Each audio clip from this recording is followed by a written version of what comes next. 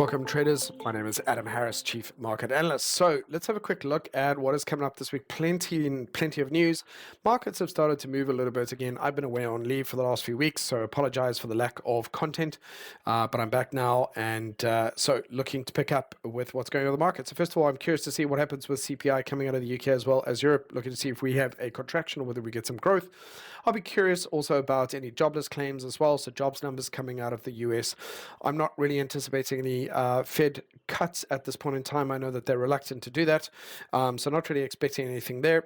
Not really expecting anything out of the UK with regards to rate cuts or rate hikes here.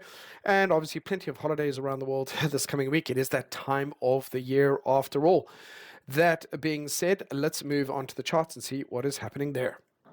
So starting off here with the VIX, the key thing, ladies and gentlemen, is that the volatility has not really got out of control. Though there was some reaction to the initial tariff discussion, the markets appear to have calmed down. So right now, the markets are ticking over and not really stressing about too much. If we have a look at the dollar index here, what we can see is that the dollar has continued to weaken. It's broken outside of this range. We had a failed breakout to the upside a couple of months ago. Well, more than a couple of months ago, obviously back then through to December, January, February, the market is now pushing lower. We've broken below the 100, which is a historically significant level. And so for now, it is, if we continue down, it does start to look as though 90 is potentially on the horizon at some point. But the market, as I said, is continuing to head lower. The dollar continues to weaken. And this very much does create the opportunities or set the table for with trend opportunities on a lot of the majors against the dollar. So right now, the euro dollar is struggling a little bit with that 1.16 level, but it has broken through some major resistance. And so now it is likely that it's going to, over the coming months, there is a fair possibility it's going to work its way up towards 1.22 against the dollar. So this week, I'm really looking to see how we handle this 1.16 level. I'm looking for any pullbacks or breakouts and pullbacks and looking for continued opportunities to the upside. GBP here, you can see cable just battling with this general area. It is trending higher, and also here on a weekly, it is just sort of struggling with a little bit of exhaustion there. But for the most part, there is very little resistance in the way, and therefore I expect it to continue to head higher. Dollar yen, battling with this level of support here, but also not really showing much trend. So very much working its way around what the dollar is doing. And dollar yen will always buck the trend and just do whatever it wants to do. So the Bank of Japan will work around that as well. Now we have a level of support here for dollar Swiss. It'll possibly be testing that. Looking a little bit divergent, but for the most part, right now, I do expect it to continue to head low. We've broken outside of this range on the monthly. We rejected it. And right now, it appears to be heading more down or more bearish, more in favor of a weaker dollar than anything else. Now, dollar CAD just being one of the most beautiful trends in the market at the moment. We can very much remove these. They do not need to be here anymore. So just get rid of that. We've broken through. We're back down within this range. And for now, I expect this to continue to head lower. It is providing some of the best trading opportunities for day traders and end of day traders at the moment. So we're getting some really, really good trends. Let's have a quick look at gold. So gold, principally, obviously, as we said, it's still in a bubble. It's continuing to push a little bit higher. It is battling with some resistance at this $3,400 level. You can see it. It looks a little bit more obvious on the daily here. It is battling a little bit with that, but we do have this nice uptrend. We have no bearish divergence. For now, I expect this to continue to push higher and ideally attempt to break through that level of resistance. Crude oil. Okay, so crude oil has come up now. It has rejected these lows, although it did break through that level of support. It's back up here. So again, I'm just going to remove that long-term downward sloping trend line, and we'll see how it deals with these levels of resistance as it approaches. It's now in an uptrend on the daily, and so I'll be looking for any kind of pullbacks. We're looking for shorter term buying opportunities to the upside. This is obviously as a result of lots of wars breaking out, lots of global tensions. Now, looking at the Dow today. So I was looking at the possibility of would we break down to the downside. Let me remove this for now because we have obviously conflicting kind of opinions on this. So here, my point being, for the most part, we've held above this level of support. We're back into this general area here of potential buying opportunities. When we have a look at it on a weekly perspective, this is essentially going to apply to most of the indices here. The bulls are convinced that we have a V-shaped recovery here, and therefore there is a possibility of us re-entering very similar to what we did after COVID, V-shaped recovery, then entering a period of a nice strong bull market. Of course, that is a possibility. I just want to note we're still battling below this 50-period moving average. And so what I'm looking for would be a move and a close above that. And then we start to, and of course, if the MACD can start to break above zero, then I think that does become a feasible opportunity.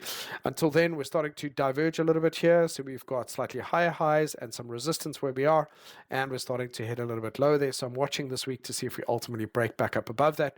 In many ways, the market has got an equal number of buyers and sellers here. You can see it on the weekly chart. So buyers and sellers, bulls and bears are battling it out. Some are optimistic, some are pessimistic, and waiting to see how that plays out. Let's have a look at the S&P. The S&P has managed to get back up above this 50-period moving average, and therefore, in many respects, actually looks quite bullish. All right, here, even for the daily, we've pulled back into the moving averages, produced at that bullish candle. And so for now, this looks as though there is much more potential to the upside. The only slightly red flag here, or amber flag, is this bearish divergence and the fact that the market has got a little bit sluggish. But for now, again, my expectation at this point is leaning more to the upside than to the downside. NASDAQ also today looking relatively strong, keeps producing high lows on the daily. Nice bullish candle today. That V-shaped recovery, if that's what we're going to call it. We're back up at these all-time highs, so we could encounter some resistance. But really what we're looking at here is the bulls right now appear to be in control and pushing it a little bit higher. What we'll have to keep an eye out if ultimately the bears are going to come back in. Right now, it's really testing all-time highs, but it is looking bullish on a daily basis.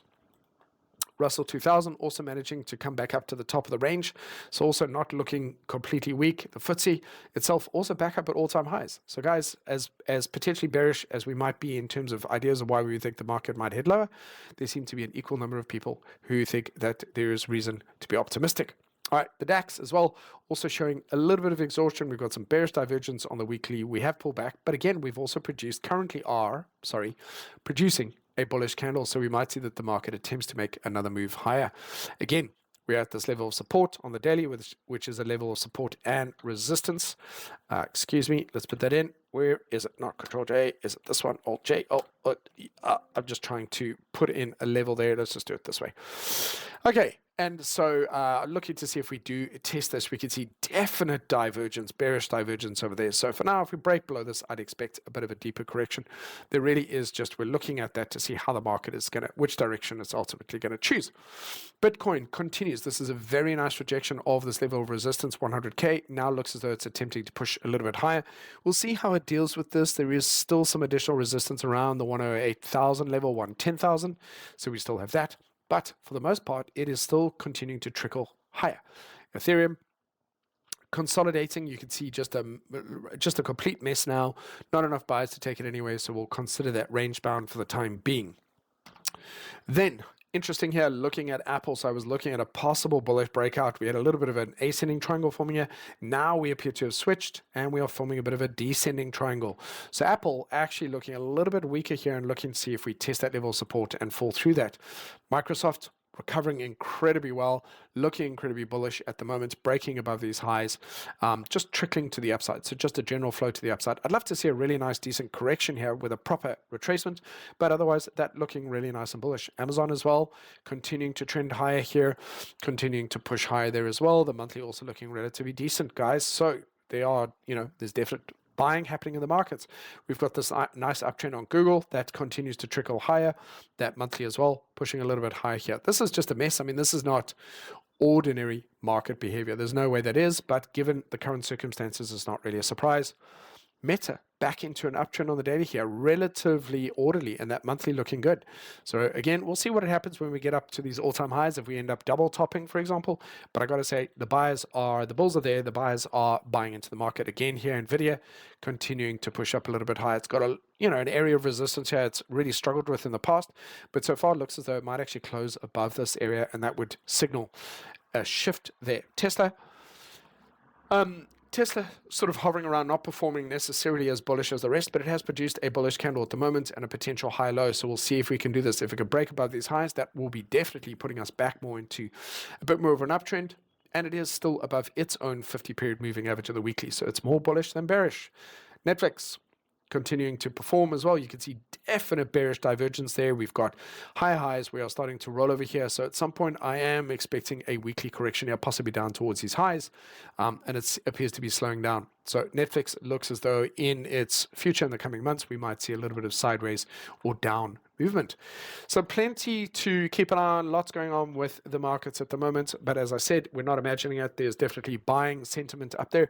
If those markets start to drop or break through key levels, we'll reassess that. But let's see how it goes for the coming week. Thank you very much.